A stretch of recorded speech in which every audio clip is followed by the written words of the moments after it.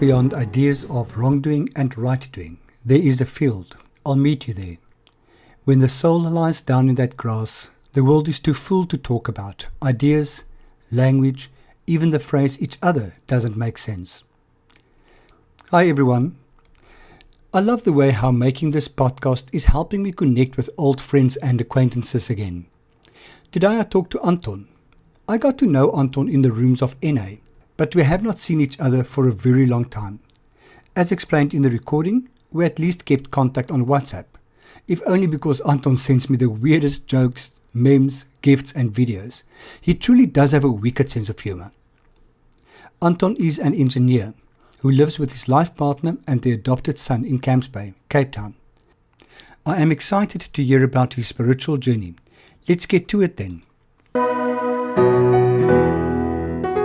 Hey Anton, how are you doing? I'm doing very well, thanks. I'm very glad to hear that. Thank you so much for driving all the way from Cape Town to come and talk to me. I know it's quite a trip from where you are to me in the Platteland, but I really appreciate it. Anton, I haven't seen you in at least 6 years. Yeah. But at least we stayed in contact through WhatsApp. Anton has a vicious sense of humor. He sends me the most disgusting things on WhatsApp and I love it. So at least we at least we have that sense of contact. So it was really surprising the other day when you called and said, how am I doing? The black humor is sometimes the stuff that I receive is so bad I can't even sit down. I love it. I really do. So tell me, since we've seen each other, how have you been? Yeah, I've done very well.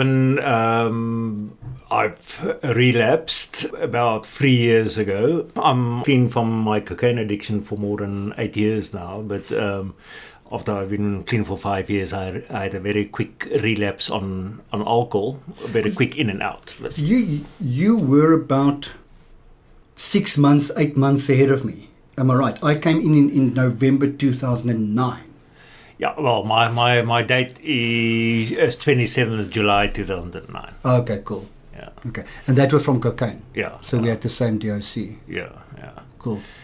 Yeah, and I'll speak about the alcohol relapse, which was very little to do about the alcohol and much more about where my spiritual journey is today. It had a significant impact. And with all these type of things, there's in retrospect that the negative things are important in our life now. What I find really difficult is I still struggle to know where I am emotionally. It's only when I act out on whatever where I realize that I wasn't actually in a good space, or I was feeling upset, it's always a retroactive realization that I have, which I find difficult. Yeah, my current thinking is a lot around the mind, and where you are as a soul compared to what the mind does and think and wants to do, and and emotions belong to the mind, not to the soul. So. Yeah, I mean, often these things you react, and it's only in retrospect where, you, with some form of clarity, try to see what happened, that you realized where the mind came in. And, You don't have a process addiction. You are addicted to alcohol and drugs. Yeah, not even alcohol, I would say. The advantage of the relapse was that, because I knew it's not an alcohol thing, it was a mind thing. But yeah, I originally was a workaholic, and I used to stay in Pretoria and work in Johannesburg. And when I was in a bad mood on a weekend, I'll drive all the way to Johannesburg to the office and work so that I can feel better. So that was definitely my first addiction. Was the form of escapism, just not dealing with life? Not dealing with life. Your desk, yeah. Isn't that the definition of addiction? Is we want to escape. Whatever works to help you escape. In my case, it happened to be drugs later in life. Alcohol, interesting. I drank excessively for many years of my life, but I never considered it as an addiction, but it was definitely helping to lull the thoughts. So it's only during my alcohol relapse that I noticed that alcohol helped me not to face things. It didn't mean I was addicted in all the years before I got drug addicted. But I mean, it also prevented me from thinking about stuff seriously. The other factor, well, I suppose the biggest factor in my life that shaped me spiritually is severe depression that I suffered for many, many years and still do. Except I'm slowly but surely growing up, so I'm getting to... I'm just an extremely slow learner. But, growing up or growing old?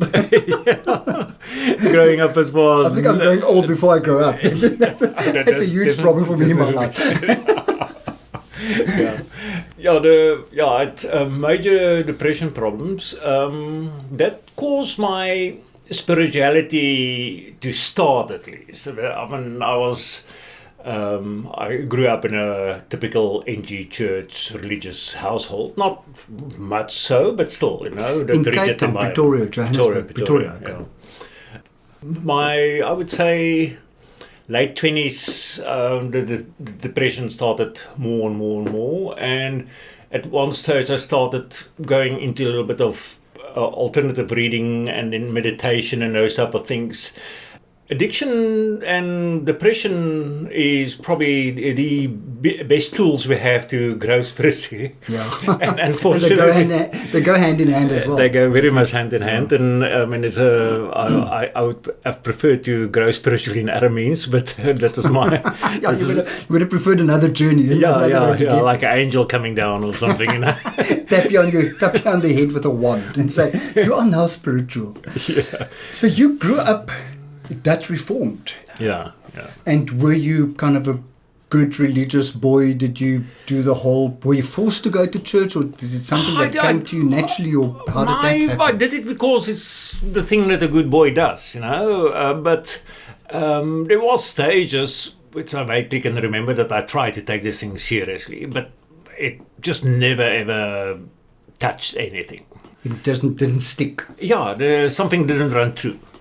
That was, and that, I mean, in those days I didn't even know much about Islam and any of those type of things, but that whole dogma thing, there was something about it that was just not true. I did it because I went through the motions, because that's what you do, the traditionalist thing, but it was not the religious thing. And the whole education system was what Christian national education. Yeah. So that's what the education system was based on. We had no choice, really.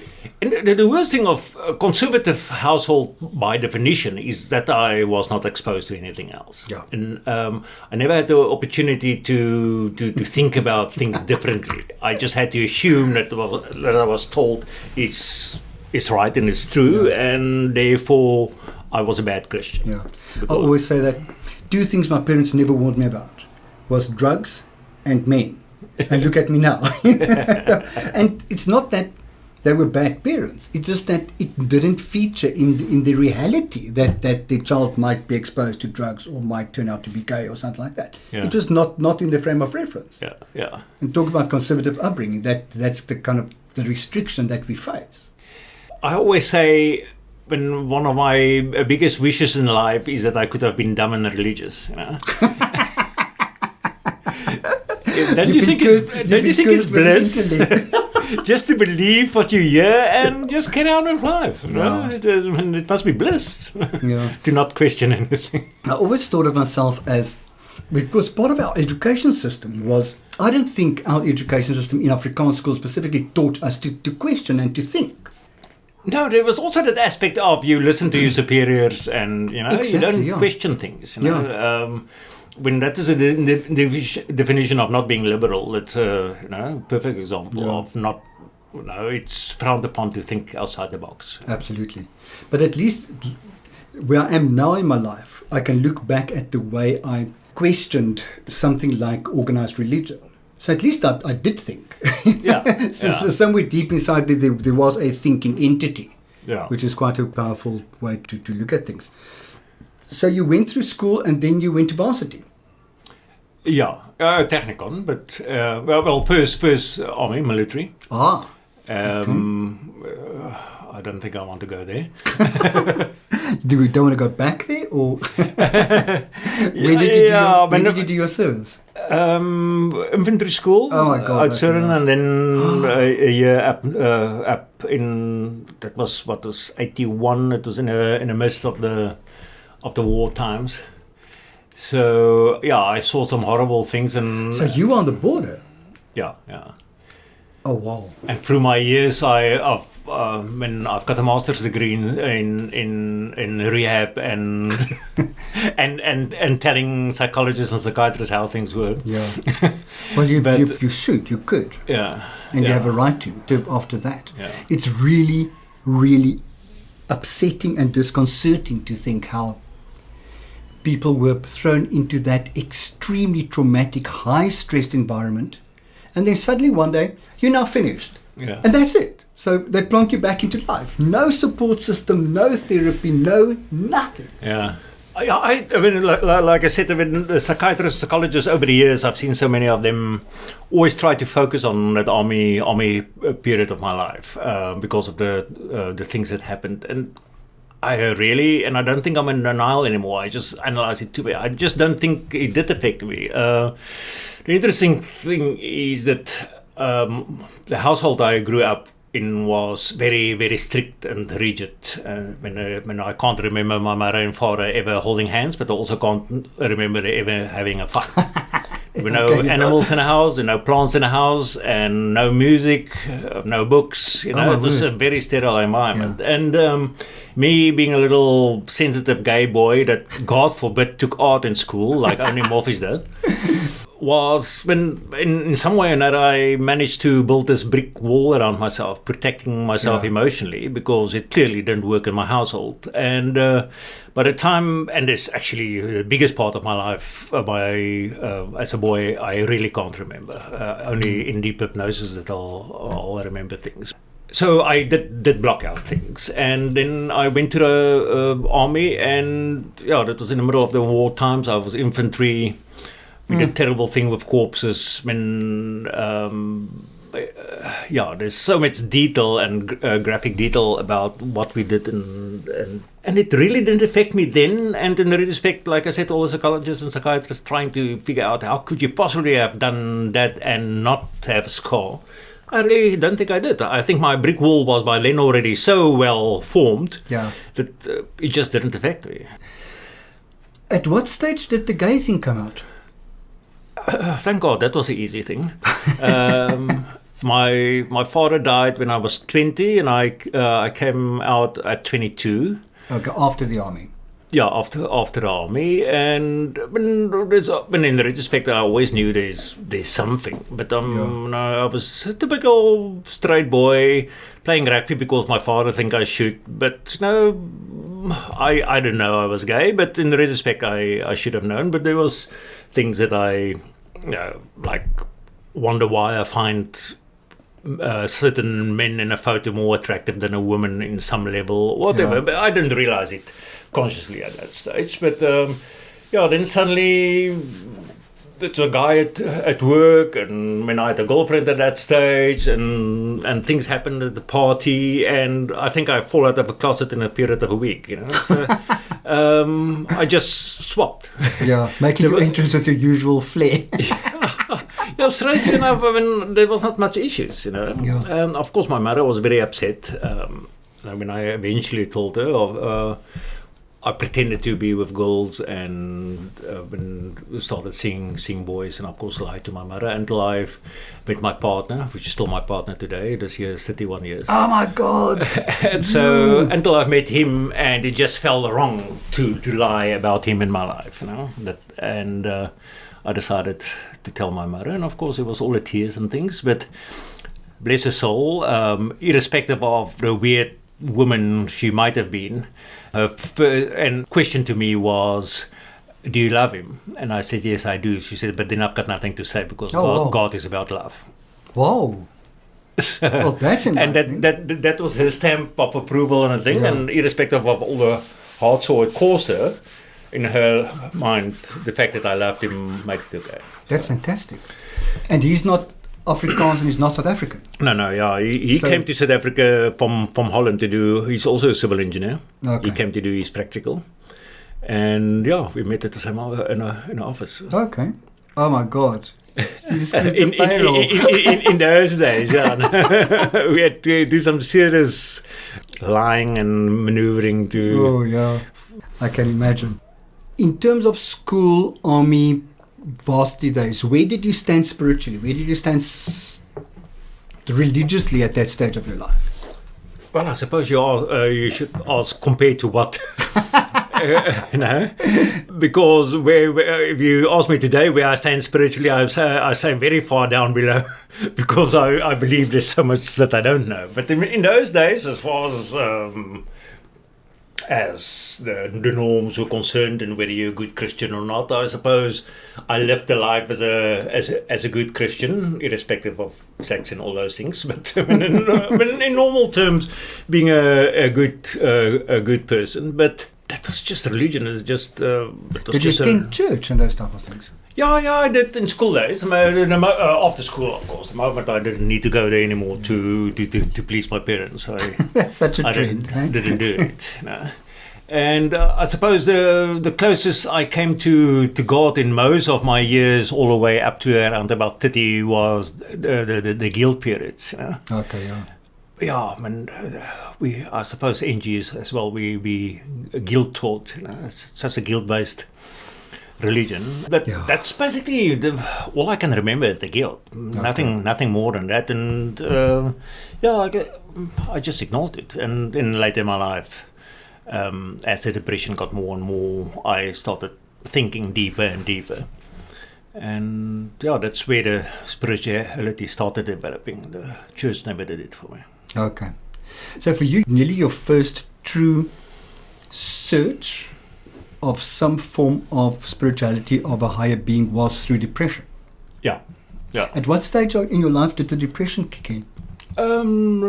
Late 20s. Okay. More and more. So the first time I was hospitalized for that was, I think, age 33. Okay. Yeah. But I started questioning things, because there's more, there's more, and you also wonder why you think like you do. And the medical explanation, as much as it's true, that when it's proven true that there's a chemical something, that's one side of the story. But there's also the question of whether you would have been as depressed as you were, given your biochemical conditions, excluding a negative upbringing. Yeah. Would you have been depressed as well or not, or would you just have been somebody that's generally in a lower mood than the average person out there? The glass half empty type of person. Yeah. The glass is half empty type of person. Yeah. And I didn't really realize that until I met my husband. Yeah. Where he's just not like that. It suddenly dawned on me one day that kind of, he seems to always be happy. He always seems to be okay. While I'm always kind of not happy and always kind of not okay. Yeah. And that being clean and sober and life going well. And I also suffer from depression, and I go through phases where I'm not on medication, and for periods I do well, but eventually the chemical imbalance clicks in and I really, really suffer. Yeah. And last year this time was one of those periods where I was off my antidepressants for 2-3 years, and it just suddenly clicked in again. And I'm back on antidepressants, and my life is awesome again. Yeah, no, in earlier days of my life, I did try and go off antidepressants with disastrous consequences. But so I just don't even consider it anymore. It's just part of my life. I mean, I do change it now and then, which I say you should. I do think you should go and see a psychiatrist like once every 2 years, just to check up on whether all your stuff is still okay. I see one every 6 months. 6 months is the norm. It's the right thing. But I mean, there was a stage that I just always, every 6 months, phoned the psychiatrist for a new script, and things that go wrong. And when I went to see a new psychiatrist, I was actually quite shocked that the psychiatrist continues prescribing me the same thing for such a long period. I mean, I love talking about myself far too much than to skip a psychiatric appointment. And I really, really love my psychiatrist. She's not at standard. I always say she gets her hands dirty. She challenges me, and I really love it. I enjoy our appointments thoroughly. So depression led you to start questioning. And did you get any answers? Did it come to any realizations for you? Yeah, because of the depression, when you go through, of course, these negative thought patterns, and I can't remember how I started, but I believe that meditation in some form or another must surely help, which I suppose it did. I started thinking differently of things, perhaps not, but the main impact there was that I think, in my case, I'm speaking about my case, in meditation, I think you develop a gut feel of there's something more. Yeah. You know? I'm sure there's lots of people out in the world that meditates that don't believe in any form of a God at all. But when there's definitely something, a form of knowing was coming, I think, when you meditate. For me, that I don't know if I questioned so much religion. I just knew that I didn't want to do religion. Okay. And meditation was a way of trying to control my mind. A lot of my meditation up to today still is more quieting up the mind. Okay, yeah. I never did the type of meditation where you concentrate on something specifically, and I don't do meditation in a specific position or something because it sounds too much like a religion. I do meditation mainly to quiet my mind, and in later years, knowing or having the faith that as long as I keep my mind out of meditation and just be, if God, whatever the concept of God is, want to communicate with me, and I don't mean in words, but want to communicate with me, at least the little bit I can do to offer a clean slate. At least it's not cluttered with all my mind stuff and my obsessions. So, of course, over years and years of meditation, there's only a few times that I did had some sort of an insight. Okay. A friend of mine, and that's now fairly recently, so in many years of depression and meditation, I stayed with him for a while because of stuff, job I had to do in Johannesburg, and I didn't, I decided to stay there rather than somewhere else. He was a very good friend of mine, and he asked me, why do you meditate every single day of your life? And I said, because I never know where the magic is going to happen. I like that. Because the magic does happen. You know? There's like a blip of insight. Now, if you count all my insights, if you want to call it that, together in my life, and you time it, it's probably not much more than a few seconds. But the beauty of an insight is that it's so true that it just is. Yeah. And you can't explain that insight to anybody else. It's difficult enough explaining a dream that was fairly realistic to somebody else. How can you explain an insight? Yeah. And you've only got 28 letters, and it sounds like and you try to explain this phenomenon with this 28. The picture I get is lightning. I mean, lightning is a split second, but the impact of it is huge where it strikes. So the same with your meditation. Yeah. So it's going to be a split second, but when it does, it makes an impact. Yeah, it does. I like what you're saying. My mind wanders during meditation, but I allow it to wander because it brings me to places. I get creative. I get new creative ideas, and I see those as messages. I see those as that's where my mind needs to go type of thing. Yeah, meditation is not, like I say, I try to clean my mind. But if my mind then does wander, it's okay if it wanders if you know it's wandering. Yeah. If you can follow it and you are aware where it's going. Yes. It's a rocky road because you quick can go into, when it can slip away from your awareness. Yeah. But if you can keep it there, yes, definitely. My insights and things does form into words. If you understand what I mean, you've got an insight, and for it to register, it's got to register in some form of language. So, and therefore you need thoughts. So, I don't say thoughts shouldn't be, but as long as you're quite aware of where your thoughts are going. Yeah. To keep your eyes closed. Yeah, I can in cases if I'm in an environment where I don't have moving. I'm not meaning a tree moving in a wind, but not moving objects, and then I can go into quite deep meditation without. Okay. But I prefer to keep my eyes closed. Cool.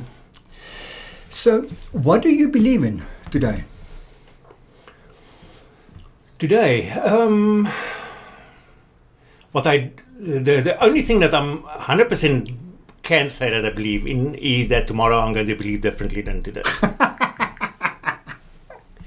Okay. Can you be a bit more specific than that?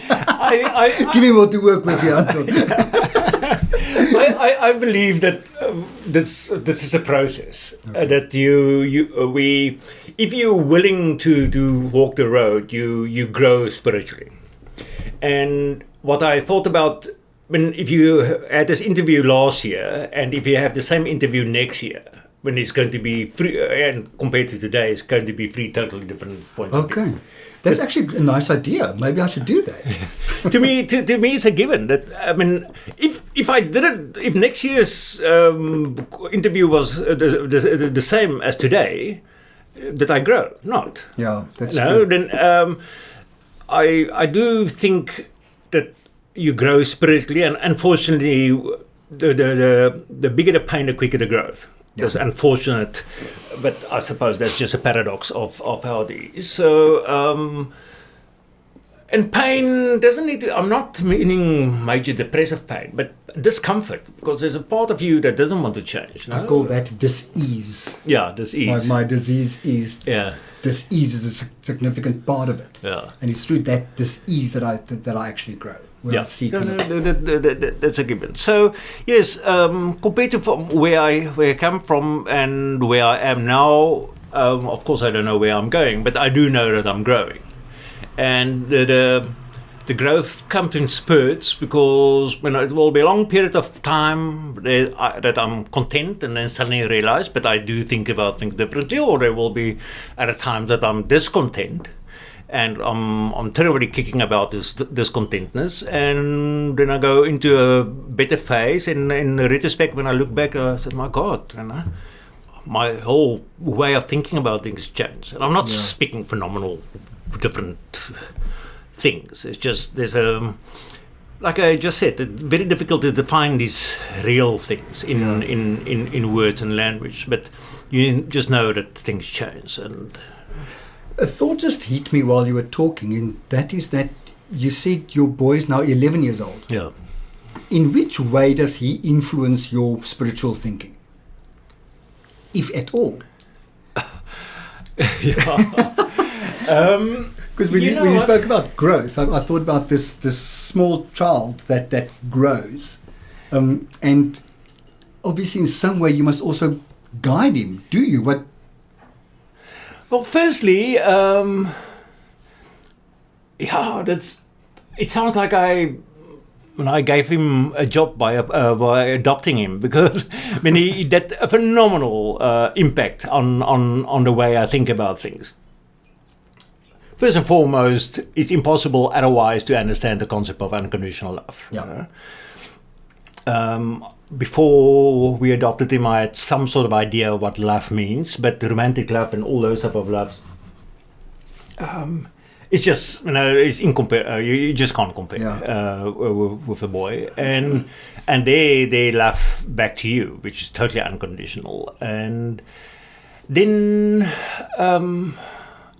things he says, and that kids bring things back to just what is. When, for example, when I worked in Johannesburg, and he was very unhappy with me commuting between Cape Town and Johannesburg, and he was crying and negotiating with me, trying to stay longer in Cape Town. And then at one stage he said he'll help me looking for another job in Cape Town. and then he said, I'll be a I must become a policeman. And I said, it's too dangerous, and then this and that. And he said, oh, I know, you can become a bus driver. I said, yeah, but there's enough money. I'm not going to be able to buy you the toys. Look at this house. Look at this house. Who's going to pay for this? Yeah, and I won't be able to buy you toys and things. Sweet, yeah. And he said, but Dad, money is not everything. Oh, sweet.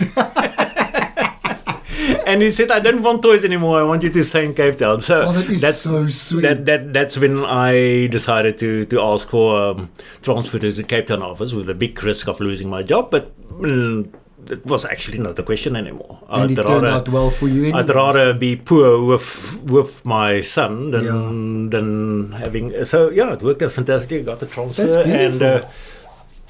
And I'm very fortunate to be extremely close to this boy. I've got a nice thing about it.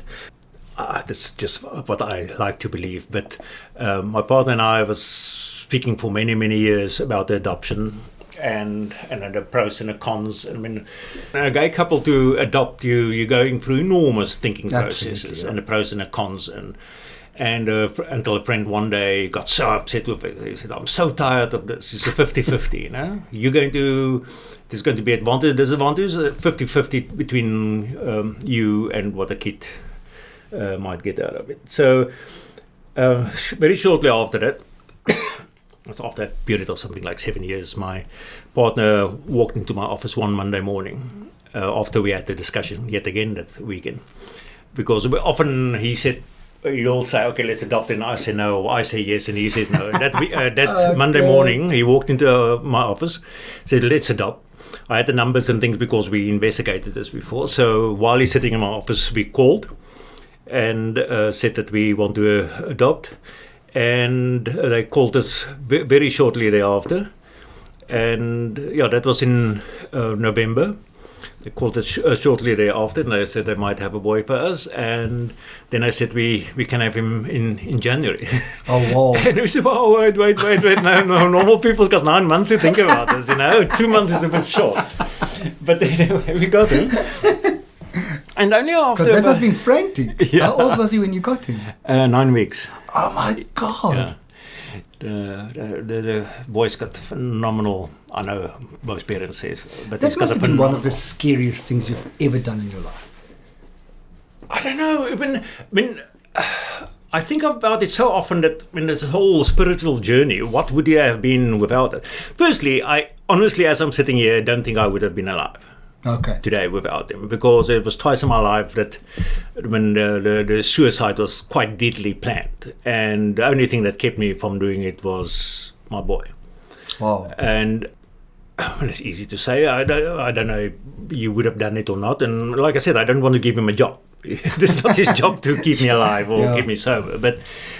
And perhaps I would have relapsed, or I don't know. I don't know what would have happened if I didn't have him. But over and effect of the drugs part of it, whether that happened or not, all that I do know is that there's a depth of experience of something bigger out there that I wouldn't have had if it wasn't for him. Okay. And the really nice thing is that he would hardly know you in addiction. He was really small before you came into recovery. Yeah. The bad thing is, by the time we decided to adopt was when I came out of my second rehab. So, and I was quite convinced that all is fine. And we got him, and then I relapsed just after that. The first time in my life after that I went into rehab all on my own. Previously, I actually did it for my partner. Okay. And this time, when I went into rehab, I didn't even do it for my partner or not even for my boy. It was for you? It was for myself. That's something I must explain about the addiction and spirituality. It was a major turning point in my life. Now, my boy at that stage was about 2 years old. He used to go to a creche in Hout Bay. And we stayed in Camps Bay, so every morning and afternoon we drove the road between Camps Bay and Hout Bay. And like I said, I relapsed, and it just got worse and worse and worse. And that's when one of my major suicide points came, because I just couldn't stop the drugs. And my partner knew how bad it was, but he sort of tried to keep us together as a family and make things as normal as it could possibly be. Oh. It just got worse and worse, and I couldn't get myself out of addiction. And the only way I could see life to be better for my partner and my boy that I both dearly love was to take myself out of the equation. Okay, yeah. So the one Monday morning, I dropped him off at the Christian Houtbay, and on my way back, I drove on this beautiful road, and it was like picture perfect, cliche beautiful. But the problem is I could have taken a photo and showed to anybody and say, look how beautiful it is. But I suddenly had this realization that I've got no soul. I'm this organism moving around with just nothing inside. Oi.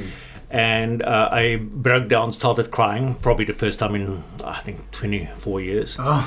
And got home and went down on my knees, and I, up to today, don't know who and what I prayed for, but I did pray very, very seriously.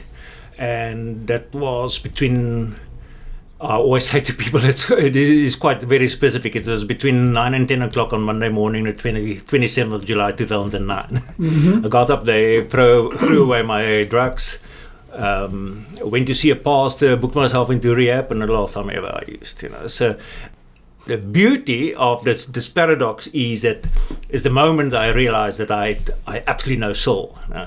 Absolutely. It was just... And that's why I didn't want to relapse. And when my partner and my boy, when they left me afterwards, and I was single and lost everything, all my money. My partner, that's the only person I ever loved in my life, not my mother or my father, and the boy that I always wanted. Everything. Suddenly, everything was out of my life, and the reason I didn't relapse was not because of anything else other than I can't possibly stand the idea of not having a soul again. Yeah. Because I know there's this cliche that they say the advantage of being an addict is you don't need to go to hell because you've been there already. But I'm not saying it was a hell experience, but not having a soul experience is horrific. Yeah. And that's what keep me from going back there again. That's awesome. I mean, I did relapse 5 years ago, but it was on alcohol. Why I had such a big fright, and I'd rather book myself into rehab because I thought, if I go down this path, losing my soul again, I won't be able to cope with it. So. Oh, yeah. I love that part of a meeting where we light the candle. And it says this symbolizes the movement from the darkness of active addiction to the light of recovery. Because for me, there is such a clear line in my head between the dark times and the light times. Yeah. There's no, and I just cannot. I never ever want to move to the dark side again. It was just really too dark and too awful. Yeah. So Anton, as of today, are you happy? That's a. I'm not. What's happy? Not answering immediately doesn't mean I don't know. It's just what is happy. If you ask me, are you content? I would have said without hesitation, yes. Okay, cool. But what is happy? I think what I aiming towards is being joyous. Cool. If you want to play with words, and that's where my spiritual journey is going. Is that I am becoming more joyous. That's fantastic. It's just, happiness. I don't like the word. So sorry, that's why I hesitated. But huge hesitation. Content is just being it's either here or there. But joyous is got more depth to me to the word. And like I said previously, now and then, a few split seconds in my life, I had sort of what you want to call an insight. I don't mean it to be dramatic. There was no visions or anything, but just a gut feel of something, and the joy of those few split seconds in my life far outweighs absolutely anything else. And if that is what enlightenment means, if that is what happiness means, then just that split second of knowing what real contented, real beauty, real joy is, then it's worth all this trouble. And that's my issue. That's my definition of heaven and hell. And in my thinking, it can't possibly be physical places. I actually find it strange that people still think they are. Perhaps I think about it differently in future. I don't know, but to me, it just can't be physical places. And I, without sounding dramatic, but that few split seconds of clarity that I did had in meditation in my life, if that is heaven, I can understand why religions like Christianity and Islam try to sketch to uneducated people gold and all these virgins and all these fantastic things, because even if I was the best versed person linguistically, I cannot describe that bliss. So I understand how the Bible and the Quran try to explain to people how absolutely beyond beauty this is, because you can't. Yes. It's just an insight. That's what I mean with the insight. It just is. Another thing popped up for me now, and that is, you use the word joyous. Now, when I hear the word joyous, I think kind of a childish playfulness. Where do you stand with play? Do you have the ability to play? I think I'm taking myself far too serious. I do try and think of things more lightheartedly sometimes, and I play not really anymore. I don't know. I can be totally, utterly silly with my boy, to the extent that my partner tell me I'm going to stop acting like a boy. I'm his father, not his friend. Grow up. So you can play. Yeah. Okay. Yeah. We awesome. Can play Lego together and go in imagination spectrums. It's fantastic. Oh, the poor child. So he's got 2 engineers as fathers. Yeah, but luckily one is normal. The other one is me. Oh God, I can just see where that's going. The poor child. I must give you my business card because he's going to need it.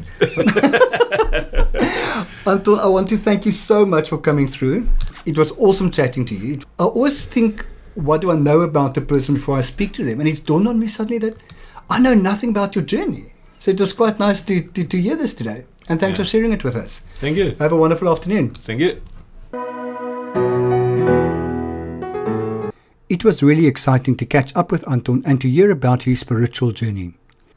My experience with especially engineers is that they tend to intellectualize heart matters. Anton, it seems, has gone on a journey of discovery and has found what works for him, and I am really happy for him.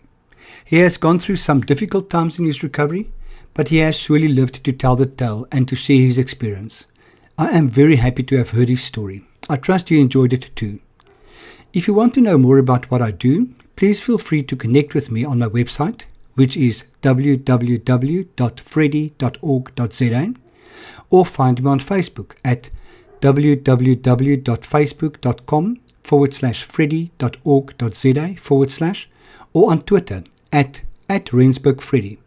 Remember that Freddie is always spelled with an IE at the end. Be safe. Bye.